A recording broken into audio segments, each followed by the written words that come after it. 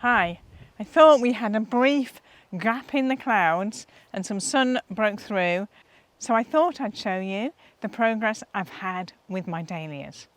If we look back to, I don't know, sometime in June, I honestly thought I would have nothing this year. The slugs and snails were going crazy and I was just left with bare stumps or skeletons of leaves. And I thought they weren't going nowhere. But if you look behind me, look at how they're growing now. We have had some progress. If we haven't met before, I'm Nicola. I'm a home cut flower gardener from Shropshire in the UK. And I like to share tips and tricks on how to produce a sustainable and productive and with minimal effort cut flower garden. So let's go and see what's happened now. As you can see, I have a pretty full dahlia bed here, but that's not where I thought I would be a month ago. And predominantly, I'd say they are just a few flowers, just a few plants that are causing all this florific floweriness. I've been away for a week and that's why there's so many. I do need to pick, so I thought I would do this video before I picked the flowers so we could see what's what. But this is where we are. I have a list of what I thought I planted. Then some plants were moved around to try and give them a reprieve from the slugs. And now I'm not quite sure what I've got and what I haven't got. So let's go through it. In the front there, I am fairly certain this is sweet Natalie. It is absolutely gorgeous. There is only one plant, so all of this is one plant. And the stems, straight off the bat, are really long and great for picking. So this one is most definitely a keeper for next year. There should be one down here. It is still an unknown. I don't know what it is. It is just a stub really. But with these small ones that really got attacked by the slugs, I'm just hoping they survive the summer. Because if I can get a tuber at the end of the summer, then I can take them forward into next year. So all is not lost, even if I don't get any flowers this year. This one here is a lovely pom-pom called Caitlyn Joy. Now this was a substitute. I had ordered Jowie Winnie, but this got substituted, which I was a bit disappointed about, but actually it's fabulous. Lovely colour, slight peachy tones, and good long stems, again, straight off the bat. This one down here is, I think, a one called Lady Kate. Now there was a batch of dahlias, in fact 2 packets, which had about 4 dahlia tubers in each, that I bought from Marks and Spencer's. And I, as usual, kept the packaging with the pictures of the flowers on so I knew what I'd got, so I could identify them, which was which, when they grew. Put all of that in a safe place. Can I find those labels now? No. So, I'm guessing. But I believe this one is Lady Kate. It is very, very similar to Sweet Natalie. Same colourways, and if they weren't exactly together, then I wouldn't necessarily know the difference. The flowers are very similar. The heads on Sweet Natalie are slightly bigger, but the difference is the stem length. As I said, Sweet Natalie has long, sturdy stems straight away. These are much shorter, and you need to cut down hard into them to get a good stem length. So not as good, but still lovely. If I hadn't got Sweet Natalie to compare it to, I'd be really quite pleased with it. So there we go. here we have American Dawn. Now I've got a feeling that there could be 2 plants of American Dawn, although on my spreadsheet I've only got 1 recorded, so I don't know. If there is only 1 plant, then it is doing a very good job at spreading, because it seems to be covering this whole area, even down to the front down there. So, which is why I think there's 2 plants. I need to delve down at the bottom and see what I'm seeing. But what I did do when I planted it out, everything was planted in 2s. So there is 2 across in each part of the bed. So I'm fairly certain there's 2 here. Anyway, it is lovely and it's drying really well from my first attempts. The stems are really good. It's quite a vivid colour, so again, depending on what colours you're after, it might be a bit too harsh for you, but it goes lovely with this Caitlyn Joy. So they blend together, but because they've got different forms, it just adds variety. So it really makes a lovely bouquet together. Now the next one along in their next pairs, this one over here is Molly Raven. I love it. It is actually probably one of my favourites. I love Sweet Natalie, but this is definitely a new favourite as well. I love the colourway. It is just kind of dusky, peachy, but burgundy. So I can imagine it going with lots and lots of different palettes. It will go perfectly with the Sweet Natalie in a more pinky toned bouquet, but it'll also go well in a burgundy type arrangement as well. It perhaps is a bit clashy with the American Dawn, but there's enough tones in it that they could be similar. But I just find it a lot more softer, certainly softer than American Dawn, and a lot more romantic. So I just think it's beautiful. Stem length is fantastic, and it's been flowering. It's the first one to flower, and it's been flowering like Bilio since then. So really pleased with it. We have an unknown down here, so until it flowers, I don't know. We've got 2 labyrinths here, and I had thought I'd lost them because although these plants were here, because they hadn't flowered, I wasn't sure what they were. But they are just starting to flower. My favourites are back. So again, these are all peachy toned, so they will go with any of the flowers that we have looked at before.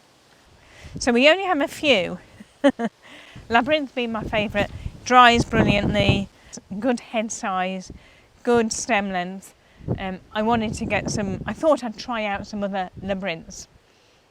So I bought this, which is 2-tone. Interesting colour is all I'll say. It possibly wouldn't be one of my favourites. However, it is drying quite interestingly. So we shall see how that develops. I think, again, I could have 2 plants here because of the spread of it, or the red labyrinth could be the other side. I tried to keep it a bit logical so that all of the same sized plants were together. This one is interesting. It possibly, the inners side of it is possibly could go with the Sweet Natalie or the Lady Kate because it's a paler pink. And possibly at a push you can maybe get it going with the American Dawn because the centre of the American Dawn has a purple tinge to it, but really I'm pushing things there. So it's a bit of a standalone at the moment. So depending on what colour they dry to, this may or may not be a keeper going forward. Again, down here, we have two unknowns down here. They haven't flowered yet. And the final one to flower along here is this one. And it is Peaches, which was a substitute for a dahlia called Dusty Beauty. From the picture, I would have said I wouldn't have liked it. And I'm not 100% certain whether I do, but it is a lovely shape. Stem length is okay. I'm just not convinced about the two-tone nature of the plants. And I guess that could be where I'm looking at from the two-tone Labyrinth. It's the two-tone nature. I'm not sure I'm into it that much. There is another dahlia down the front here, unknown, but full of leaves, and that one actually was a skeleton before. So with a bit of time and patience, they are coming back.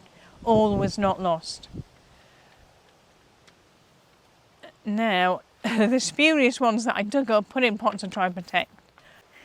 I have two extra dahlias here in this bed. I thought they were cafe au laits, but one's just coming into flower, and that most definitely is not a cafe au lait.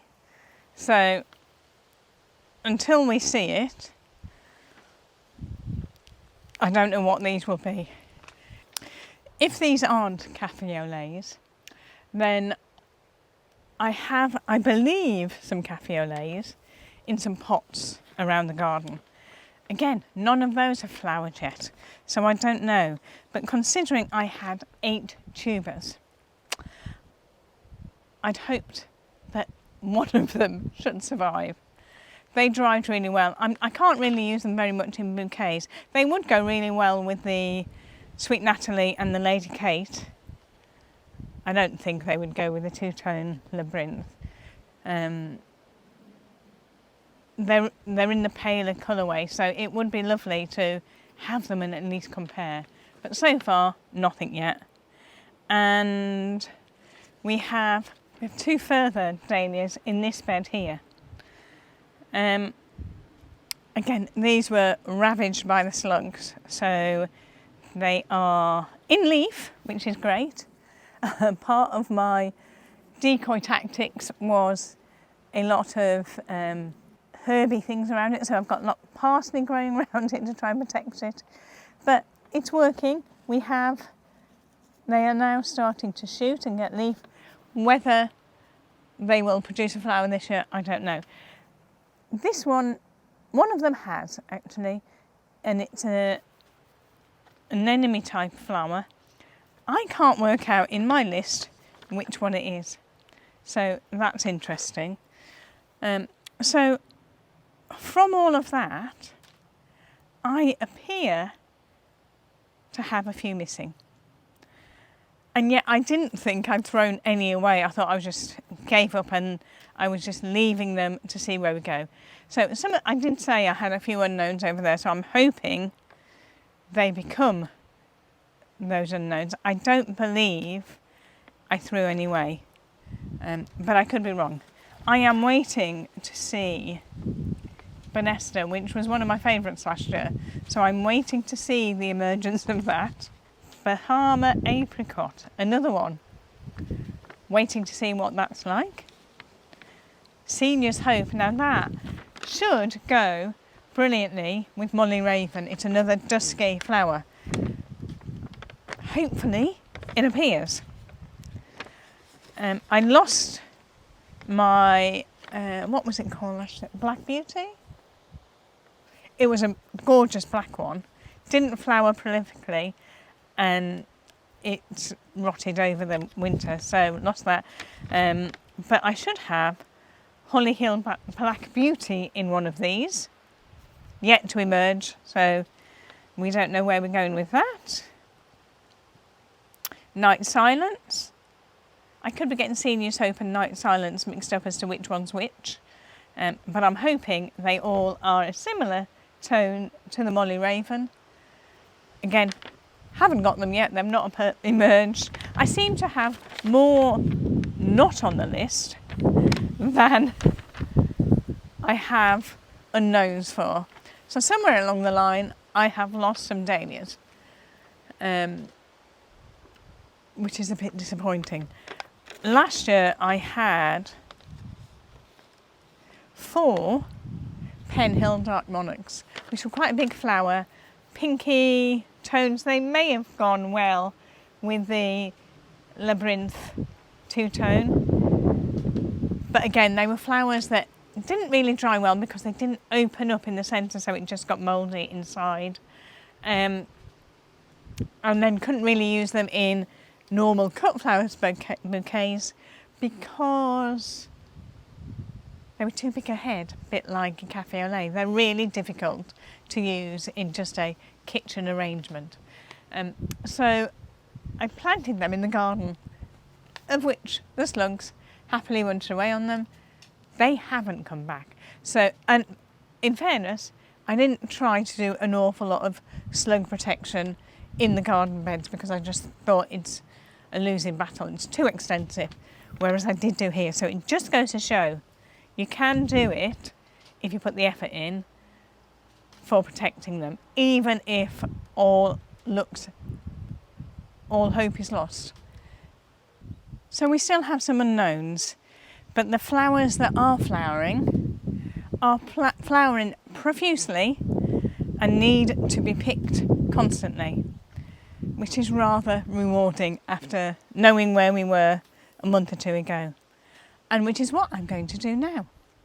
So let me know in the comments what's your favourite dahlia, either from mine or from your own garden. I'd love to start building up a more expansive dahlia collection because they are my faves.